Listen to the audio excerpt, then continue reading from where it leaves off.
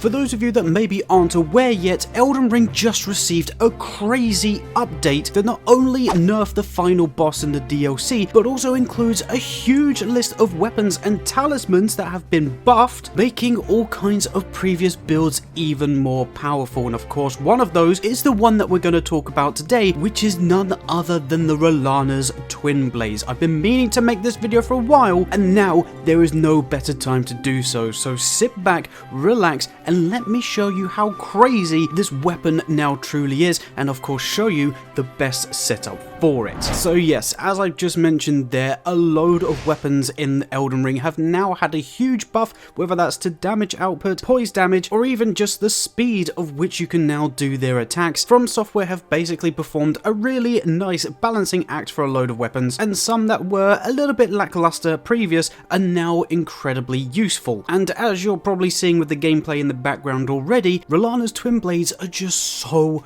much better. Now, there are actually many different factors as to why this weapon is so good now, and of course I'll explain those in a moment, but in order to obtain the weapon in the first place, you do need to defeat Rellana herself, who is of course in the DLC, because once you defeat her, you then get her remembrance, and then you can use that remembrance to go and purchase this crazy weapon from the maiden in the Round Table Hold. And once you do that and fully upgrade the weapon, you'll have a very unique but extremely powerful light greatsword, which actually mimics her entire moveset, whilst also mimicking her damage outputs, as you'll have one sword that does additional magic damage and the other sword doing additional fire damage. This also applies to the Ash of War, because whenever you hold your Ash of War button, you then have a choice of either following up with a light attack or heavy attack, with a light attack will do a similar attack to that of the Transient Moonlight, slicing magic based arcs through the air towards your enemy. But then if you were to follow up with a heavy attack, you will then cover your screen in fire as you swirl around in that fiery vortex,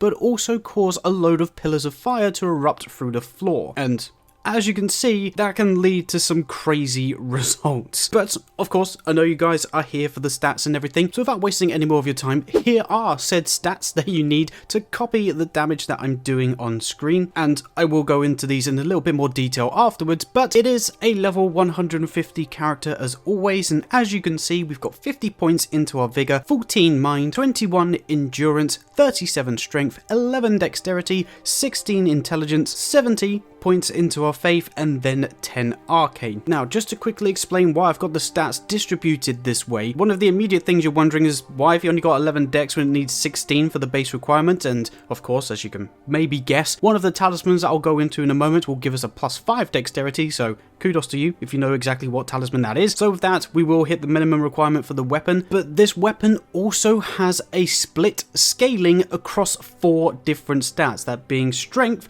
dexterity, intelligence, and faith. Now, with the update, they actually increase the amount of AR that you get for the lower levels for both intelligence and faith. So essentially, up to the levels of 30 to 40, the return that you get in terms of an attack rating has been increased, so you get more damage per level in those lower levels now than you did previously. But the main stat that will boost the physical damage with this weapon the most is still going to be strength, which is why I put 37 points into that stat, so that we could utilize just the main usual light and heavy attacks with this weapon and still do a considerable amount of damage. But of course, with a level 150 character, we haven't got too many points to play around with, and although we could split the points between both intelligence and faith to have a good sort of well-rounded version of this weapon, I still would propose you guys to lean into one of the 2 Ashes of Wars. So basically, if you prefer the magic damage and the Moonblades that you send out with the light attack, put those 70 points that are put into faith into intelligence instead, as you'll do a lot more damage with that side of the Ash of War. But if you're like me and prefer to use the fire attacks,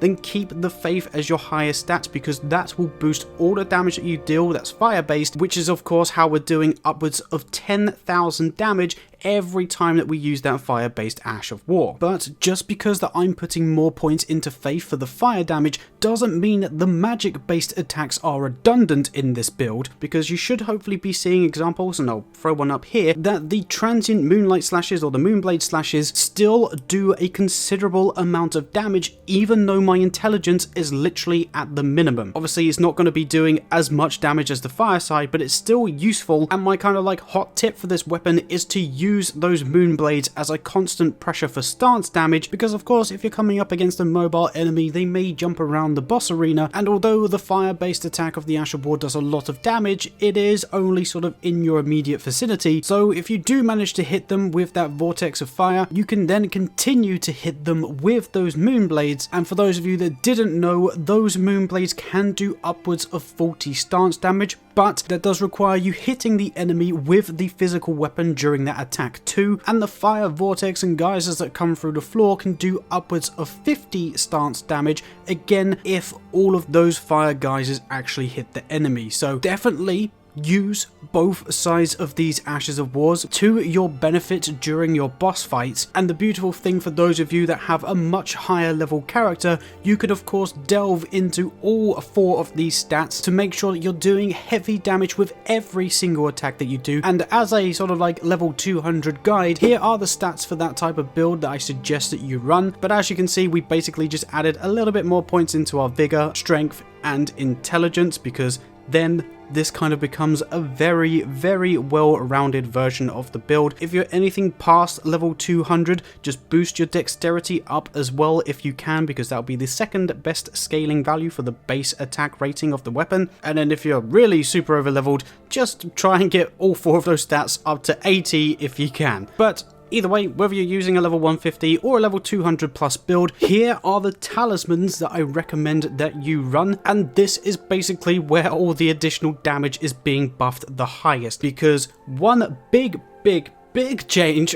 in the update was the buff to Rellana's cameo. This thing used to only do 15% extra damage, and I think took up to 2 seconds to charge it. So basically with Ashes of Wars like this weapons, you had to hold your button down for 2 seconds to get the buff. That has been changed to just 1 second. So essentially, by the time that you actually are able to use the Ash of War, you would have got this buff active because it happens like that. But now it also does 45% extra damage. Yes, they have buffed the damage 3 times on this thing. It is nuts, and it's purely the reason why this build is so good now, because we can obviously pair that with things like the Shard of Alexander to boost our damage output with the Ash of War itself, and then where everything is going to be a quick free-flowing moveset, we can utilize the Millicent's Prosthesis as well as the Rotten Wings Insignia's successive attack buffs, and as I said from earlier, +5 dexterity is also coming from Millicent's Prosthesis as well. So basically, with the Ash of War, or just with the base attacks as well, it will be very easy to proc those successive attack buffs, allowing you to deal catastrophic amounts of damage. But we can of course pump the damage even higher by using the Wonder Physick, and in that, if you're focusing on the fire-based attacks like I am for this particular build, then I recommend that you run both the Flame Shrouding Crack tier along with the Faith Knot tier to just boost your Faith up to the final soft cap of 80. But if you're running the magic side of things or want to boost the magic-based damage with this weapon, then swap the Flame Shrouding Crack tier for the Magic Shrouding Crack tier, and swap the Faith tier for the Intelligence Knot tier. So either way, you'll be getting a +20% boost to whichever element you prefer, whilst also making sure that your main attribute hits the final soft cap. And as I said a moment ago, with all of this combined, you will literally be destroying everything that the game has to throw at you. And yeah, the flame side of this Ash of War is just ridiculous and can catch a bunch of humanoid NPCs and bosses, aka people like Melania, which is why I was delving into this side of the weapon, because yeah, it's just devastating. And of course, just before I sign off this video, the armor that we were using is actually Rellana's armor itself, so we weren't getting any additional buffs with this particular weapon. So if you also wanted to pump even more damage into this build, you can of course rely on Rakshasa's armor to do that, because when you wear the full set, you'll be getting a plus 8% extra damage as you get 2% per piece. And although I didn't personally do this for the video where we've got so many points into faith and or intelligence, you can of course use other incantations or spells to add all kinds of different range and versatility and just go absolutely nuts with this type of build. But realistically, the weapon is already decent enough itself, and if you haven't used it since the brand new update, now is the time to go and use it. And just like that, that is the ultimate Rellana's Twinblade build, and as I said in the intro, I've been sitting on this for quite some time. I was actually so devastated that this weapon was not so good before this recent update, and I'm actually so happy that it now does the damage that it should have been doing from the very beginning, because it is a super cool and super fun weapon to use, and now that it's actually usable, we can go ahead and use it. But I want to hear from you guys. Are you fans of this brand new update, and more specifically, are you a fan of things like Rellana's Twinblade now that they are doing the damage that they so rightfully deserve? Obviously, let me know in the comments down below what you think about that, and if you happen to enjoy this video whilst you're down there, why not hit the like rating too, because not only will that help out the channel tremendously, but that's also the quickest way to let me know that you've enjoyed this video, and it also lets me know that you want to see more overpowered builds like this in the future. And of course, if you're new around here, you know the shtick by now. Make sure that you hit that subscribe button. There's also a few of you that return to the channel that aren't yet subscribed. We're trying to get to 35,000 subscribers by the end of the year, so if that's you, make sure you hit that subscribe button and help us get to our goal and join the existing legends that have already subscribed to the channel. But yeah, that's enough waffling from me. I will show you 2 fights from the DLC just to show the true powers of this weapon. So basically, if you don't want to be spoiled for the DLC, make sure you sign off now. This is your official warning that spoilers are on their way. Thank you all so much for watching this video. I hope you have enjoyed it, but for now, enjoy these DLC boss fights, and I guess I'll catch you in the next video of whatever it is that we make. Bye bye.